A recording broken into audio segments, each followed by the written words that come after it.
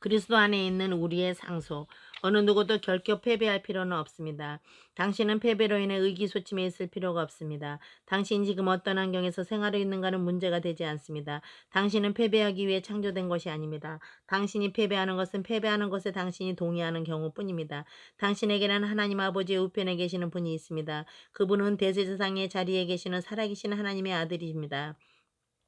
그분은 우리의 위대한 변호자이며 항상 살아계십니다. 그분은 당신을 위해 중보하고 계십니다. 지금 이 순간 나는 기도드립니다. 그분이 당신에게 거룩한 소망, 그 위대한 영적인 소망을 주시고 또 승리를 주시도록 예수님의 이름으로 기도드립니다. 이 성령의 인치심에 대해서 여러분과 함께 계속 이야기하면서 여러분은 바울이 에베소서 1장 13절에 말한 내용은 어떤 의미인가 하고 생각했을지도 모르겠습니다.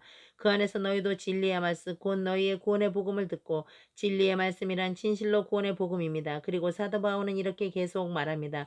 그 안에서 또한 믿어. 성령의 인치심이 실행된 것은 여러분이 처음으로 진리의 말씀을 들었을 때가 아니고 여러분이 거듭나기 전도 아닙니다. 지금 설명해 드리겠습니다. 여러분이 진리의 말씀을 듣고 성령께서 여러분에게 죄를 인정하도록 하셨습니다. 그 진리란 여러분의 구원의 복음이었습니다. 그리고 당신이 믿고 그 진리를 받아들이고 당신이 예수 그리스도를 자기의 구주로서 받아들이고 난 후 당신은 약속의 성령으로 인치심을 받았습니다.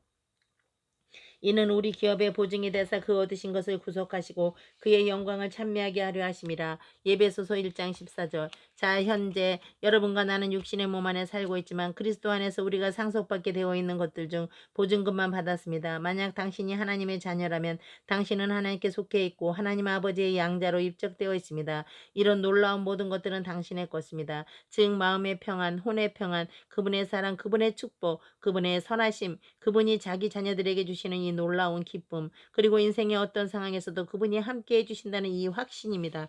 당신이 지금까지 어떤 영적 체험을 했던 적이 있다고 해도 하나님은 그 이상의 것을 당신을 위해 예비해 놓고 있습니다. 당신은 자신이 비스가산의 높은 산정에 서 있는 것처럼 느꼈던 적이 있었을지도 모릅니다. 혹은 영광으로 충만했던 어떤 집회로부터 돌아와 사랑하는 주님이 이제 그만 주시옵소서, 나는 더 이상 감당할 수가 없나이다라고 말한 적이 있었을지도 모르겠습니다. 그러나 당신이 어떤 경험을 했던 적이 있다고 해도 혹은 지금 이 시간 경험하고 있다고 해도 당신이 경험한 것은 아직 겨우 보증금에 지나지 않는 것입니다. 여러분의 구속도 나의 구속도 우리가 하나님의 영광스러운 보좌 앞에 서기까지는 완성되지 않습니다. 그것은 죽을 것이 죽지 않음을 입을 때입니다. 우리가 타락하고 죽어야 할 이 육신 안에 있는 동안 절대로 완전한 것이라든지 궁극적인 것이 어떻게 있을 수 있겠습니까? 아픔이 있고 고통이 있고 늙어가기 마련입니다. 이 인생에는 여러 가지 문제가 있으며 슬픔과 눈물이 있습니다. 그러므로 이 인생이 궁극적인 것이 아니고 이 인생이 완전한 것일 리가 없습니다. 내가 지금 여러분에게 말하고 있는 이 마음의 평안, 이 안도감, 이 기쁨, 우리는 그리스도께 속한 것이라는 이 놀라운 확신은 보증금에 지나지 않습니다. 그러나 이 입고 죽어야 할 것이 죽지 않는 것을 입을 때 더 이상 눈물은 없어지고 더 이상 문제도 없어지며 더 이상 고통도 시험도 없어지게 됩니다. 오늘날 우리는 믿음으로 보고 있습니다. 우리가 그분을 얼굴과 얼굴을 마주하여 배우게 될 때 우리의 구성은 완성되고 그분의 몸과 같은 몸을 입게 될 것입니다. 그런 조명하신 안에서 다시 한번 성경 말씀을 보겠습니다. 바울은 신자들에게 이렇게 말하고 있습니다. 그 안에서 너희도 진리의 말씀 곧 너희의 구원의 복음을 듣고 그 안에서 또한 믿어 약속의 성령으로 인치심을 받았으니 이는 우리의 기업의 보증이 되사 그 얻으신 것을 구속하시고 그의 영광을 찬미하게 하려 하심이라. 우리의 영광스러운 미래는 대가가 지불되어 있는 것이 되었으며 어떤 저당도 붙어 있지 않습니다. 이 세상의 주식시장에서 어떤 일이 일어나 이율이 떨어지는 일이 발생해도 그리스도 안에서 우리가 상속받는 것은 이미 값이 지불되었고 우리 것이 완료되었습니다. 그것은 이미 구입 완료된 소유물입니다. 그렇기 때문에 그리스도에는 누구라도 패배 인생을 살아갈 필요가 전혀 없습니다.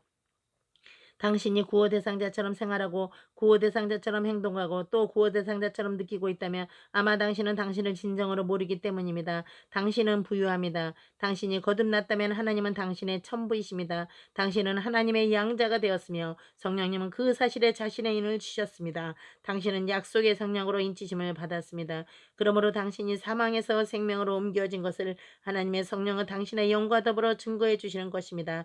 덧붙여 말씀드리고 싶은 것이 있습니다. 이 사실을 기억해 주십시오. 당신에게는 성부와 성자와 성령께서 계십니다. 각각 별개의 사역을 하고 계시며 당신을 하나님의 양자로서 다루시고 계십니다. 성부 하나님은 모든 은혜의 원천이시며 모든 선한 것과 완전한 사를 주시는 분이라는 사실을 기억하십시오. 하나님의 아들 예수님은 모든 것이 주어지는 관이시며 예수님에 의해 우리가 영원한 생명을 가지게 되었습니다. 언제나 예수님은 이러한 것들이 주어지는 통로, 통간으로 존재하고 있습니다. 그렇지만 기억하십시오. 성부 하나님이야말로 모든 은혜의 원천이시며 모든 좋은 것과 완전한 은사를 주시는 분입니다. 이제 성령님께 왔습니다. 이분은 삼위일체 하나님의 권능이십니다. 그렇습니다. 성부 하나님은 모든 은혜의 원천이시고 예수님은 모든 것을 우리에게 가능케 하신 것도 여러분은 아시겠지요. 그렇지만 권능이신 분은 성령입니다. 그러므로 기저귀 집회에서 사람들은 자기 좌석에 앉은 채로 치유받게 됩니다. 여러분은 자기 자리에서 내 손으로 안수받을 필요가 없습니다. 성령님이 임재하실 때 삼위일체 하나님의 권능이신 성령님의 임재 그 자체가 성령님의 임재 가운데 앉아있는 그 사람의 병든 몸을 치유하시는 것입니다. 그것은 성령님의 권능입니다. 기억하십시오. 믿는 자만이 약속의 성령으로 인치심을 받았습니다. 하나님은 우리를 소유하십니다. 우리는 하나님의 양자로 입적된 자들이며 그분의 자녀로서 모든 특권과 상속권이 주어져 있습니다. 보라, 아버지께서 어떠한 사랑을 우리에게 주사 하나님의 자녀라 일컬음을 얻게 하셨는고. 요한일서 3장 1절. 우리는 양자의 영이신 성령을 받았으며 성령께서 친히 우리의 영과 더불어 우리가 하나님의 자녀인 것을 증거해 주시고 있습니다. 우리가 인치심을 받은 것은 우리가 그분 안에 있는 자이기 때문이며 우리 자신들에게 뭔가 장점이 있어서가 아닙니다. 우리가 인치심을 받은 것은 예수님께서 행하신 것 때문이고 성령께서 친히 그것을 인쳐주시는 것입니다. 그렇다면 인치심이란 무엇입니까? 그것은 어떤 감정이 아닙니다. 당신이 잘못된 환상 아래서 수고하지 않도록 그것을 확실히 설명해 드리겠습니다. 그것은 결코 어떤 감정이 아닙니다. 믿는 자 안에서 그 사람이 그리스도 안에 완전히 받아들여졌음을 증거하고 계시는 성령의 임재하심입니다. 요한일서 4장 17절에서 사도 요한은 이렇게 말하고 있습니다. 주의 어떠하심과 같이 우리도 세상에서 그러하니라. 요한일서 4장 17절. 즉 우리는 하나님의 상속인 그리스도 예수와 함께 공동 상속인입니다. 여러분께 다시 한번 권유합니다. 자신이 누구에게 속한 자인지 결코 잊지 말아 주시옵소서. 아멘.